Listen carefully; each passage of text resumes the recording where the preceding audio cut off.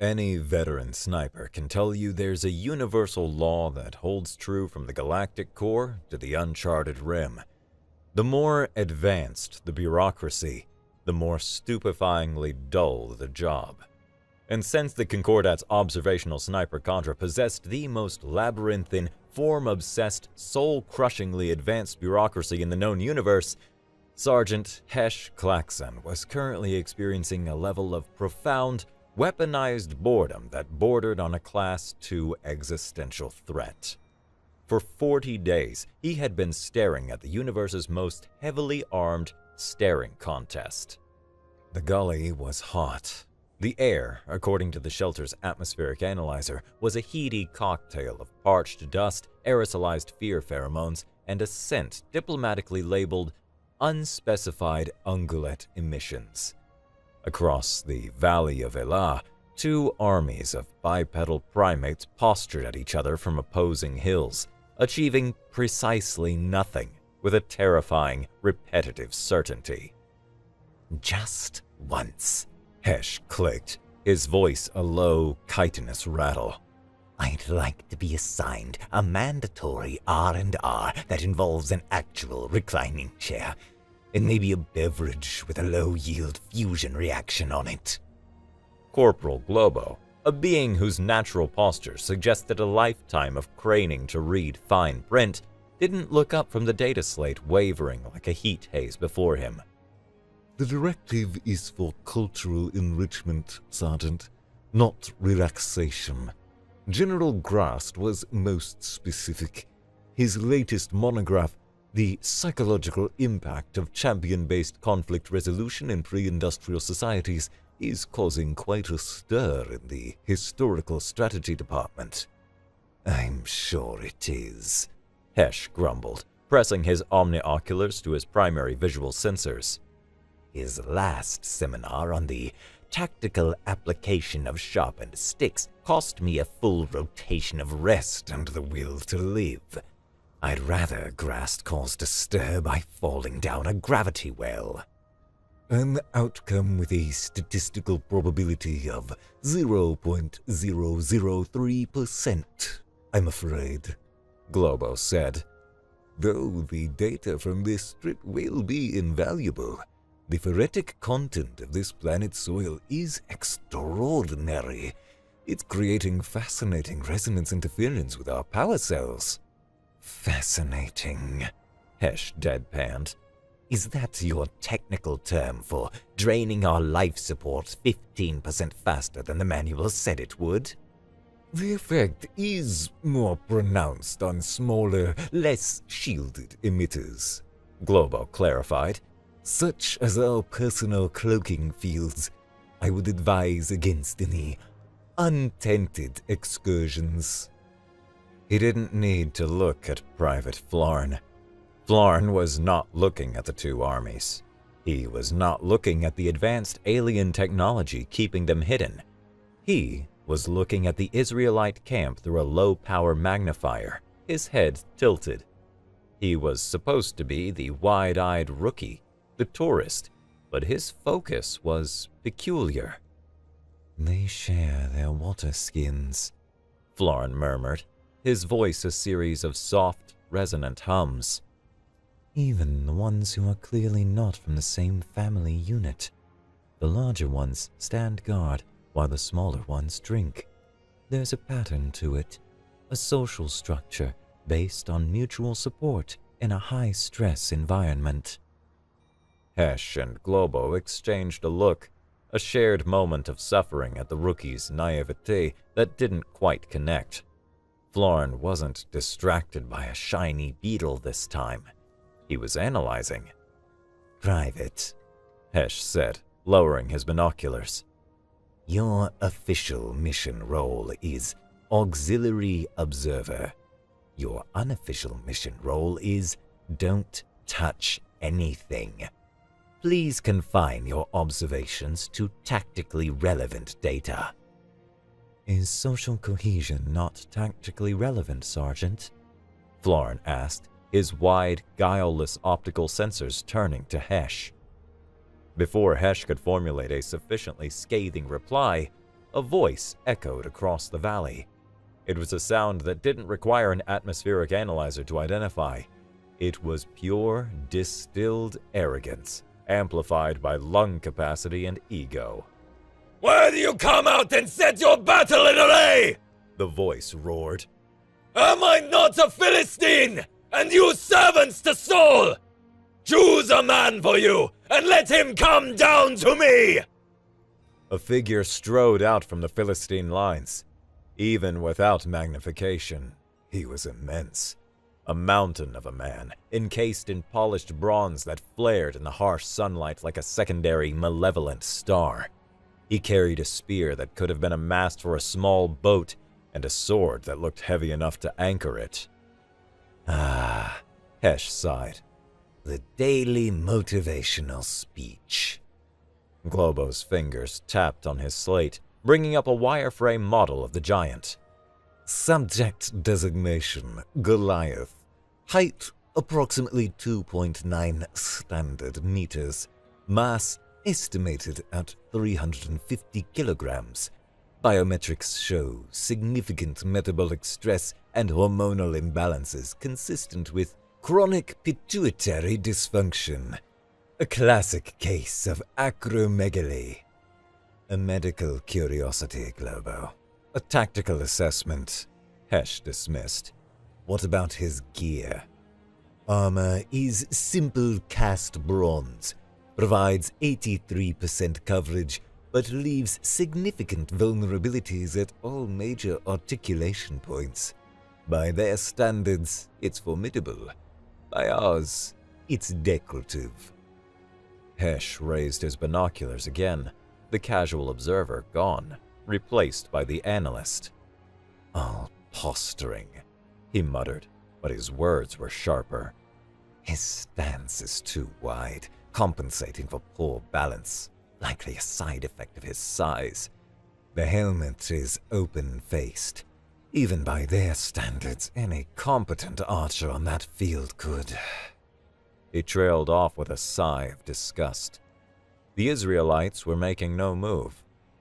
Of course, this is all academic.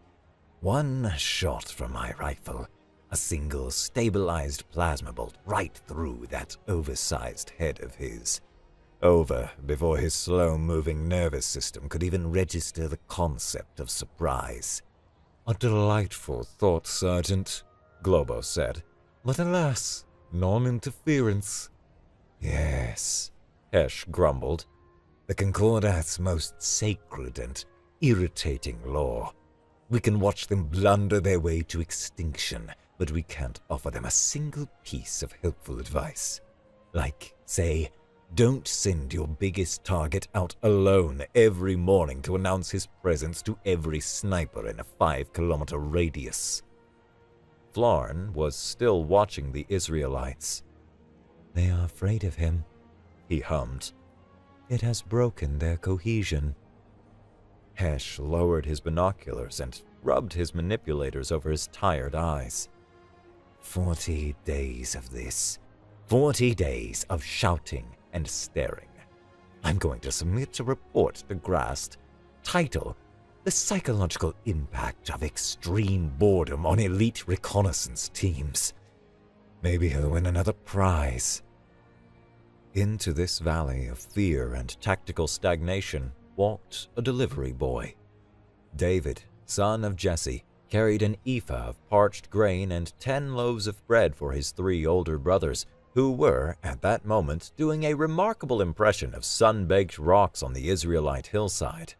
His world was sheep, sun, and wild hills, a life entirely separate from the ordered, terrified ranks of the army. He heard the giant's daily taunt, felt the wave of fear that washed over the soldiers, and experienced a feeling that was utterly alien to every other man there. Annoyance. A deep, profound, professional offense. This loud, arrogant thing was disrupting the natural order. It was a wolf in the pasture, a bear near the watering hole. It was a problem that needed solving. He found his eldest brother, Eliab, attempting to become one with a large boulder. "Brother," David said, offering a loaf of bread. "Father sends his greetings and sustenance." Eliab snatched the bread, his eyes never leaving the distant figure of Goliath. "What are you doing here? Have you abandoned those few sheep in the wilderness to come and gawk at the war? I know your pride and the insolence of your heart. You came down just to see the battle." "What have I done now?" David asked, his tone level. He gestured with his chin towards the valley floor. "Is there not a cause? Who is this uncircumcised Philistine that he should defy the armies of the living God?" His voice didn't carry far, but it reached the men nearest him. They turned, seeing a boy, a youth with a shepherd's staff, a simple tunic, and a face set with earnest anger. And, tucked into the leather sash at his waist, they saw a folded piece of leather with 2 long braided cords, a common shepherd's sling. In the optically bent air of the alien hideout, Flarn pointed a slender digit. "Sergeant, the social dynamic is shifting. A new individual has arrived. A juvenile. He is causing a localized spike in agitation." Hesh, who had been contemplating the merits of entering a state of forced hibernation until their extraction window opened, sighed and lifted his omnioculars. He focused on the small commotion. He saw the boy's stance, spine straight, utterly without fear, arguing with the larger, armored primate.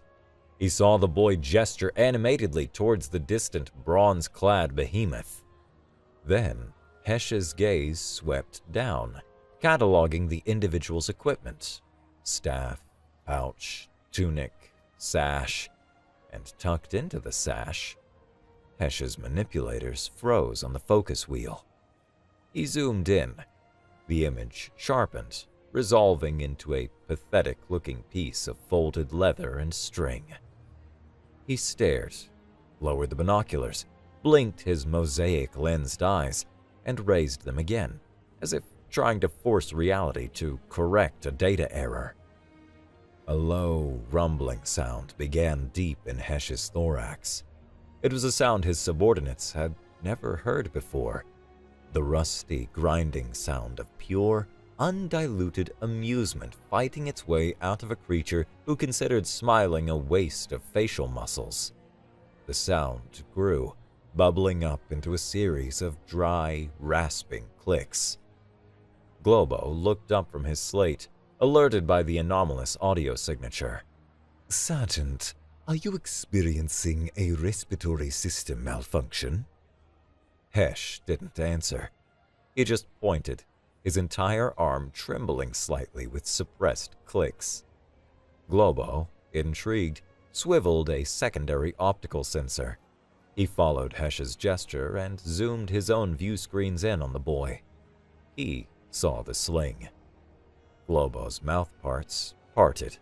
A high-pitched, whistling wheeze escaped him, a sound like a pressure valve failing on an antique steam engine. "By the twin sons of Halcyon," he managed, his voice cracking with computational disbelief. Is that a projectile accelerant powered by woven plant fiber?" Flarn, seeing his superiors finally engaging with the local culture in a way he understood, let out a series of happy, bubbling chirps of laughter. "Intends to confront the fully armored behemoth," Hesh gasped, clutching his sides as another wave of laughter racked his frame. "With a handheld centrifugal force generator. The probability of a successful outcome," Globo wheezed, wiping a droplet of optical lubricant from his eye, "is statistically indistinguishable from the probability of this planet spontaneously turning into a raspberry flan." They laughed, the deep, condescending, galaxy-weary laugh of beings who commanded weapons that could deorbit moons, looking down at a local who thought the sophisticated solution to his problem was a rock and a bit of string. It is a truth universally acknowledged by those who study such things that a weapon is only a toy until you see a master use it to ruin someone's day, and the galaxy's best snipers were about to get a front row seat for the master class. News, especially bizarre news, is the fastest thing in a terrified army. The story of the shepherd boy who wanted to fight the giant spread like wildfire, a spark of absurdity in a landscape of dread. It flowed up the chain of command until it lapped at the entrance of the king's tent. King Saul sat, a great and weary man entombed in his own reputation. When they brought David before him, he saw a youth who mirrored his army's utter desperation. "They tell me," Saul said, his voice rasping with 40 days of failure, "that you will go and fight this Philistine." "Let no man's heart fail because of him," David replied. His voice was steady, clear, and devoid of the false bravado of soldiers. "Your servant will go and fight." Saul looked at the boy's wiry frame, the smooth cheeks unmarred by scar tissue, the calloused hands of a shepherd, not a swordsman. "You are not able," he said, his tone one of gentle, paternal pity. "You are but a youth. He has been a man of war since his youth." "Your servant kept his father's sheep," David said. "When a lion or a bear came and took a lamb from the flock, I went after it, struck it, and rescued the lamb from its mouth. When it turned on me, I seized it by its hair, struck it, and killed it. Your servant has killed both the lion and the bear." He looked Saul directly in the eye. "This uncircumcised Philistine will be like one of them, seeing he has defiled the armies of the living God." He was reframing the problem, reducing a champion to a pest. Goliath was just a bigger, louder, two-legged predator. The principles of engagement, he implied, were identical.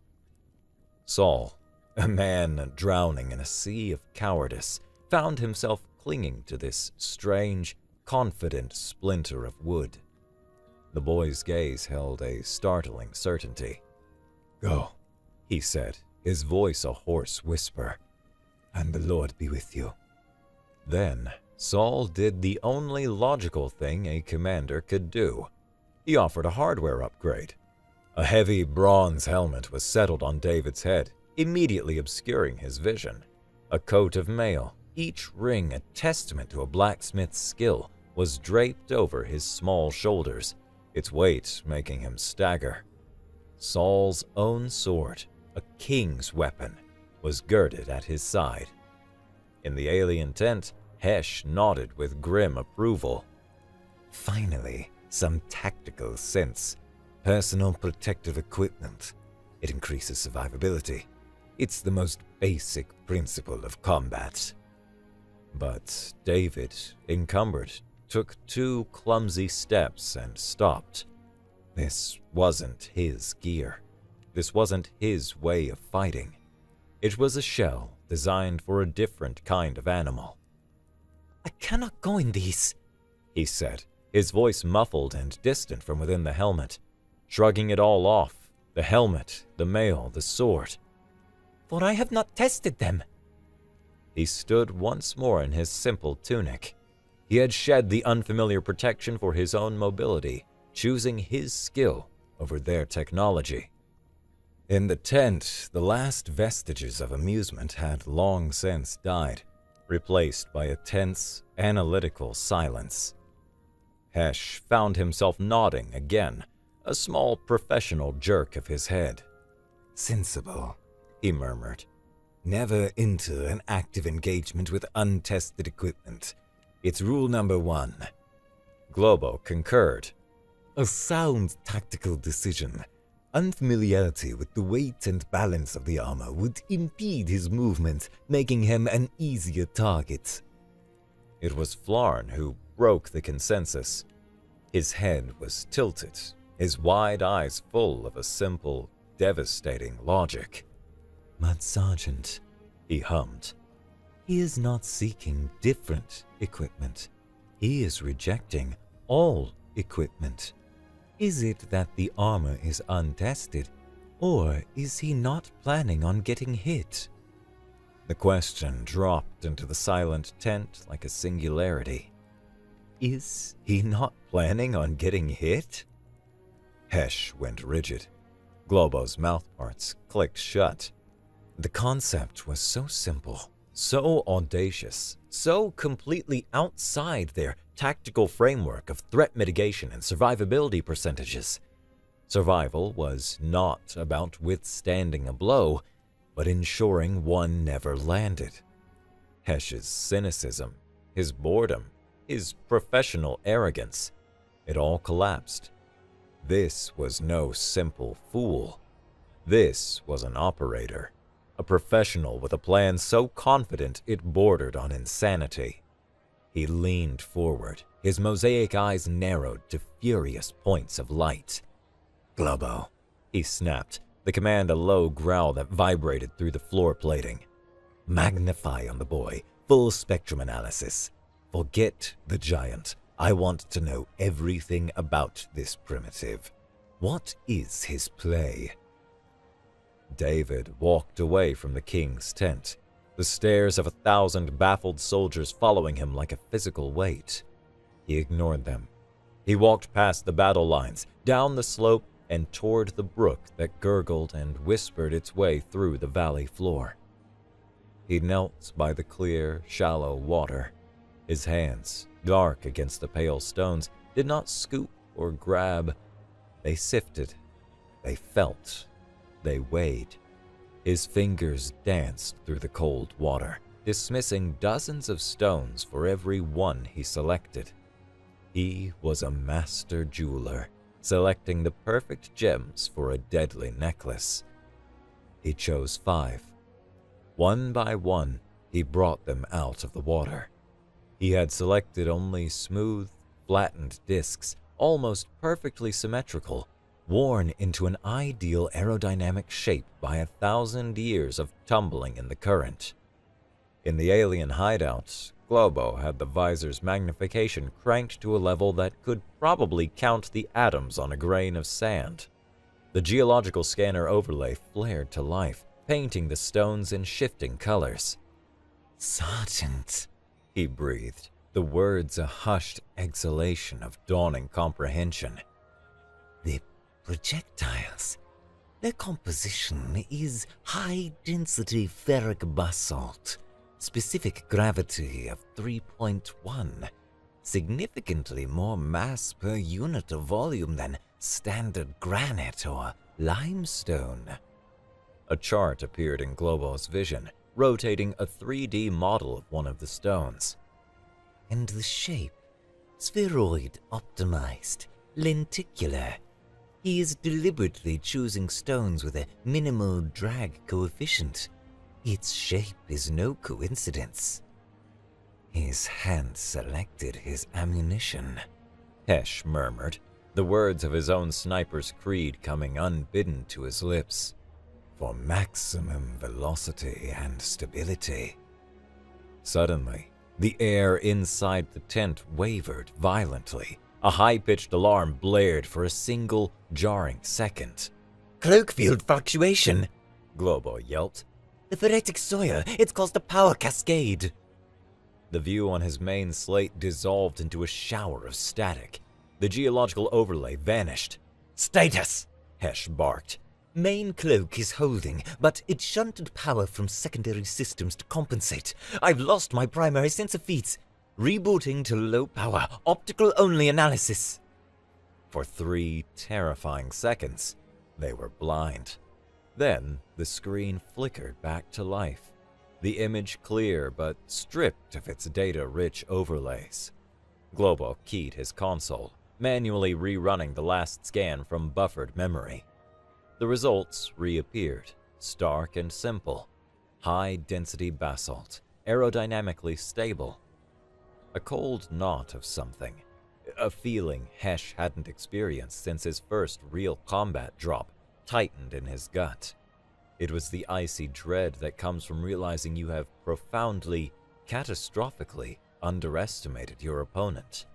The image of a shepherd boy vanished, replaced by a marksman walking to his firing solution. And he had just spent more time selecting his ammunition than most of Saul's soldiers had spent sharpening their swords. As David stood, pocketing his 5 smooth stones, Globo's calm, analytical demeanor finally and completely shattered. The cool, detached scientist was gone, replaced by a frantic prophet of physics. His manipulators darted across his console, his breath coming in short, sharp hisses as he ran a new simulation based on the updated data. Sergeant, the sling! He shrieked. I ran a preliminary model based on a simple twine and leather construction. I was wrong. I was catastrophically, fundamentally wrong. That sling is no toy. It's a 2-stage compound lever system, a biomechanical railgun. A complex diagram of whirling vectors and terrifying energy state transitions filled his view screen.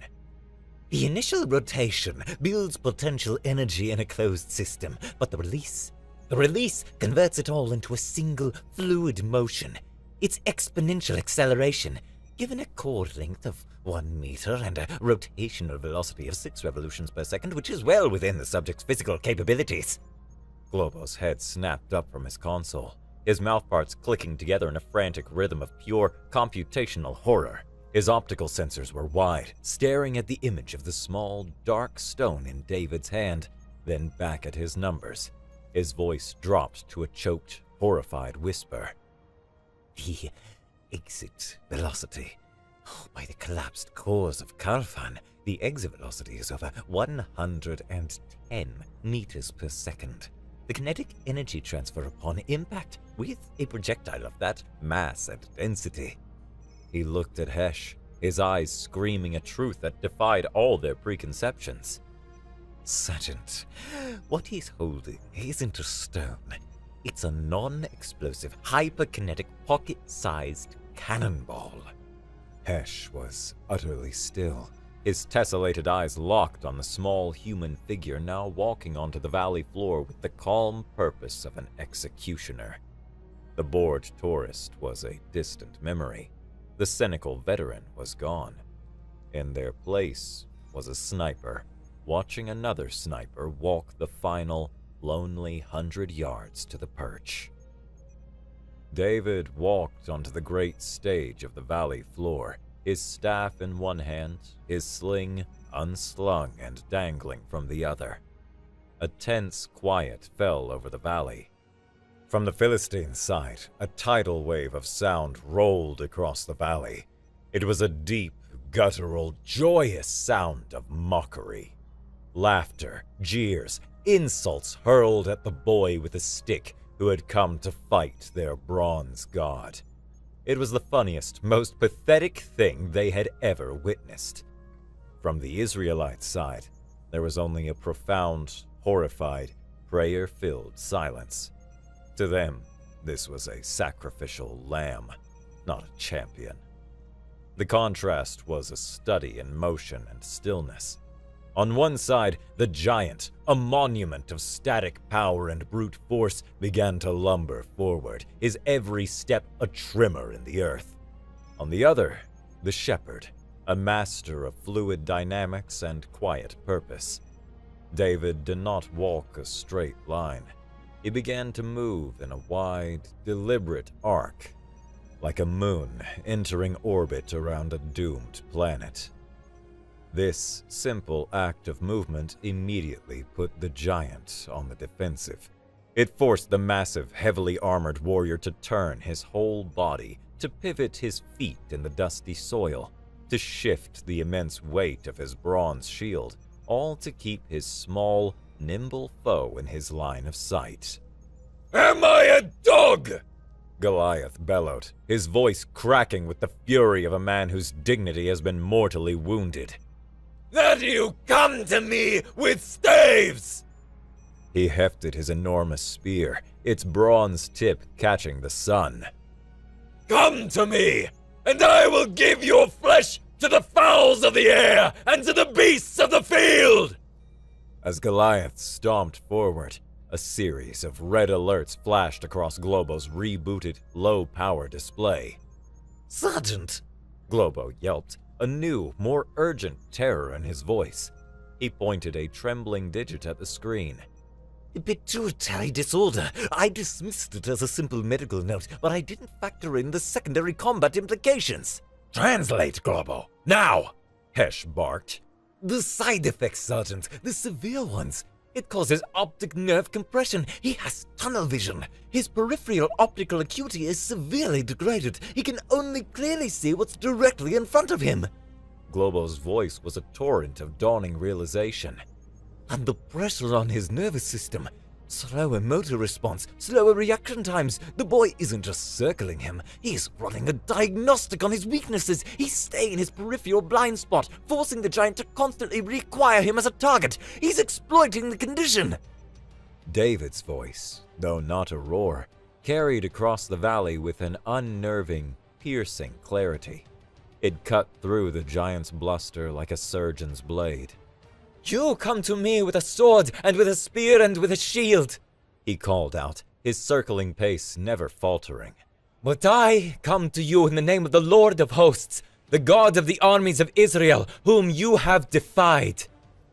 Hesh ignored the local theological declarations.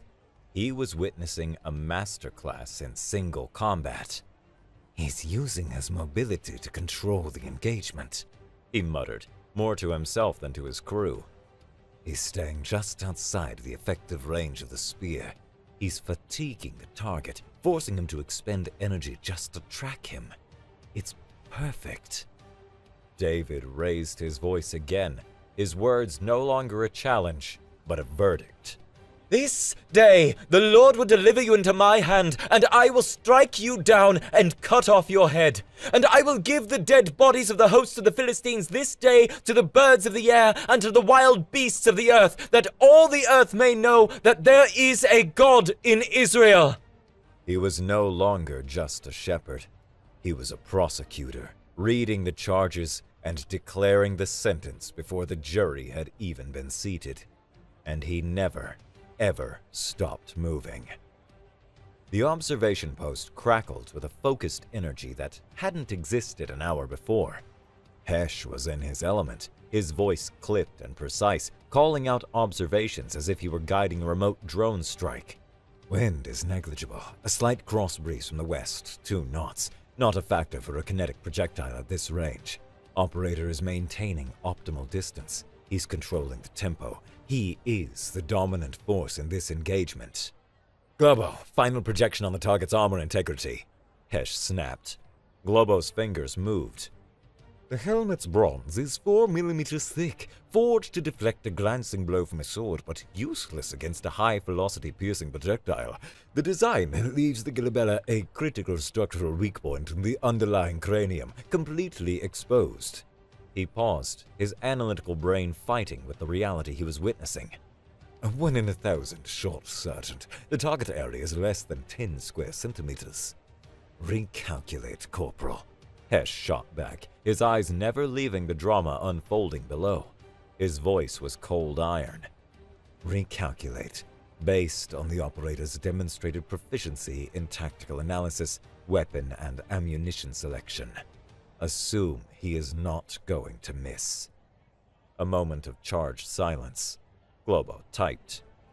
Probability of a successful strike on the designated weak point, assuming master-level proficiency, he reported, his voice flattened to a factual whisper, is 98.9%.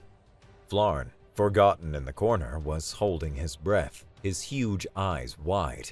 He was no longer watching a local brawl. He was watching a master at his art. David stopped circling. He had found his spot. The range was perfect. The angle was perfect. The sun was at his back, a golden glare straight into the giant's already compromised eyes. He reached into his shepherd's bag and took out one of his 5 smooth stones. The chosen one. He settled the small, dense disc of basalt into the leather pouch of his sling, feeling its weight, its perfect balance. He gripped the release cord and the retention cord firmly in his right hand. He began to whirl it. It started slowly, a lazy, looping circle parallel to the ground. It was the movement of a man with all the time in the world. He was building momentum, finding the perfect rhythm, letting the weapon speak to him. Then the speed increased. The lazy arc tightened into a flat, vicious, horizontal disc of motion. The air began to hum, a low thrumming sound that vibrated up from the soles of the feet. Faster. The hum rose in pitch to a distinct whistle. The leather of the sling blurred, becoming a translucent circle of stored violence beside David's head. He was the calm, still eye of a hurricane he had created. Faster still. The whistle became a sharp, terrifying shriek, a sound that sliced the air, a razor's edge of pure physics that seemed to promise a terrible ending. Goliath, blinded by the sun and his own incandescent rage, took another clumsy, lumbering step forward, raising his spear to finally end the boy's infuriating dance. It was the last step he would ever take. David's wrist flicked, a single, precise, economical motion. He released one cord. The sling, suddenly freed from its circular prison, cracked with the sound of a thunderclap right next to the ear. It was sharp, brutal, and final. The stone was gone. To the naked, unaugmented eyes of the two armies, it was nothing, an invisible blur, a trick of the light. But to the high-speed, multispectral optic sensors of the Concordat's finest, running in their low-power emergency mode, it was a work of terrible, breathtaking art. Their visors automatically tracked the projectile, framing it in a simple green box. They saw it in ultra-slow motion. The disc-shaped stone did not tumble or wobble. It flew as if on a rail, spinning perfectly on its vertical axis like a miniature flying saucer, a gyro-stabilized bullet of ferric basalt. Its optimized shape cut through the air, preserving every last joule of its ferocious kinetic energy for its final, singular purpose. Globos console, for all its limitations, flashed the projection in stark block letters. Projectile velocity, 114 meters per second. Trajectory, perfect. Probability of lethal cranial penetration, 99.999%. The stone struck Goliath square in the forehead. There was no ringing clang of rock on bronze. David's aim was too perfect for that. The stone hit the one place the helmet was not. The sound was quiet, intimate, and personal, and for that reason, utterly horrifying. It was a wet, solid thump crack of dense rock meeting and completely vanquishing thick bone. The rudimentary biometric line for Goliath on Globos display, which had been a jagged mountain range of angry red, instantly flatlined. It became a perfectly straight, perfectly horizontal line. All vital signs ceased in the same microsecond. The giant froze. For one single, logic-defying, silent heartbeat, he stood there, a towering statue of bronze and flesh. The look of rage on his face was wiped clean, replaced by a look of absolute, blank surprise. His brain had been turned off like a faulty switch. His body just hadn't received the memo. Then, gravity, a force that cares nothing for reputation or armor, claimed its due. He did not stagger. He did not crumble. He fell. He fell straight forward like a giant tree and hit the dry earth of the valley floor face first with a ground-shaking, armor-clattering crash that sent a puff of dust into the silent air. A silence descended upon the valley. A silence so deep, so absolute, it felt as if the world had stopped breathing. 40,000 men from two opposing armies stared at the fallen colossus, their minds refusing to process what their eyes had just witnessed. The silence was broken by the sound of pounding feet on dry earth. David did not celebrate. He did not posture. His task was not finished. He ran forward, his feet sure and swift, closing the distance to the giant's corpse. He had no sword of his own, but there was a perfectly good one, albeit a ludicrously large one, right there for the taking. He grabbed the pommel of Goliath's massive blade with both of his small hands. He planted a foot on the dead man's armored back for leverage. With a great, grunting heave, he wrenched the huge sword from its scabbard. The weapon was absurdly heavy, a sharpened slab of bronze almost too much for him to lift, but he managed. Hoisting the blade with two hands, he brought it down in a messy, hacking blow on the giant's neck. Then, with the gory trophy held aloft, its dead eyes staring at nothing, he turned to face the Philistine army. The spell was shattered.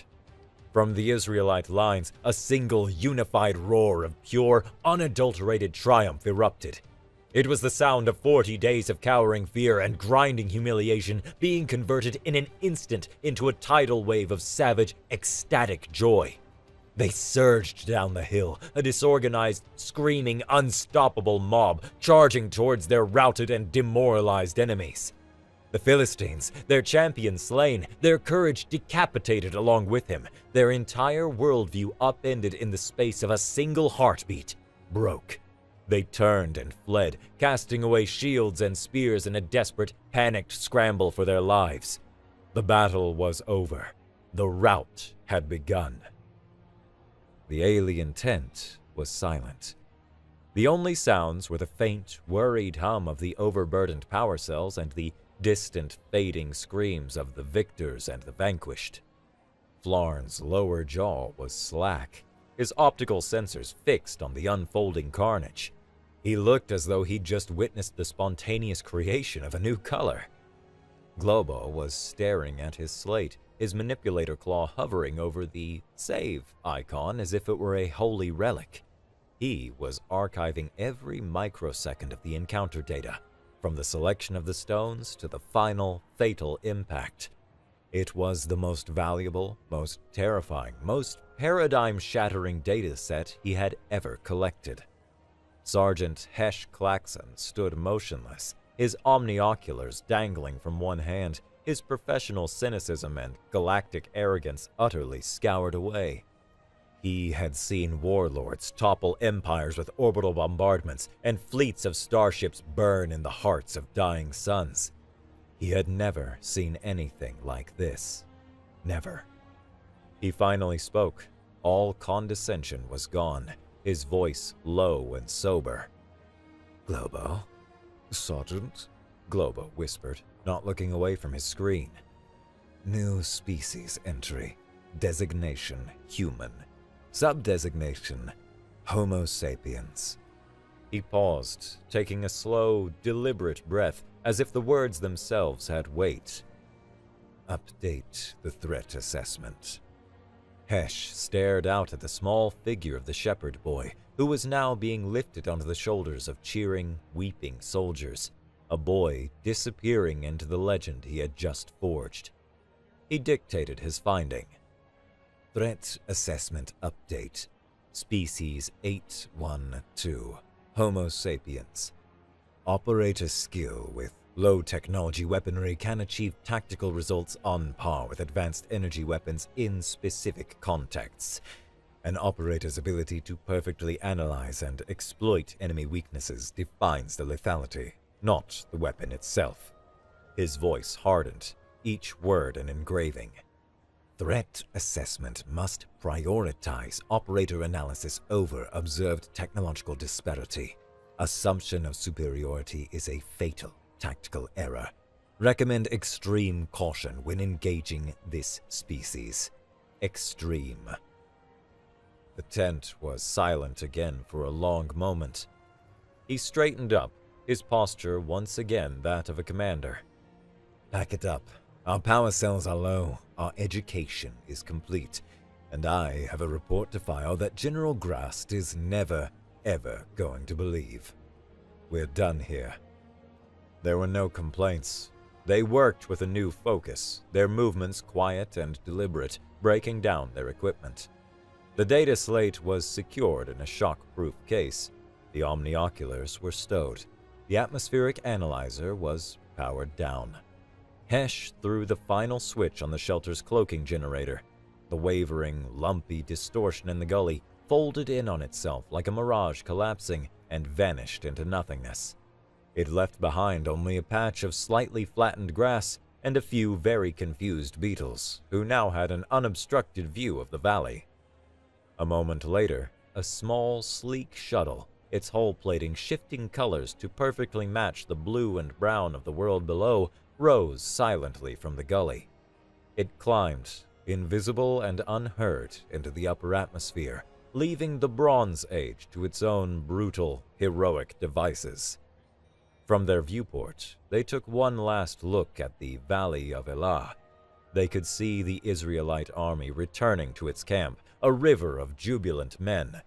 At their head, David was being carried, a small figure held aloft by a sea of giants. The three snipers had come to an uninteresting dust ball on a mandatory holiday. They had come to laugh. They left with a lesson that would be entered into the Concordat's most highly classified tactical archives, a chilling new addendum to the grand, bloody textbook of galactic warfare. It was a simple lesson, but one that would echo through the sniper cadre for millennia. Never judge the weapon.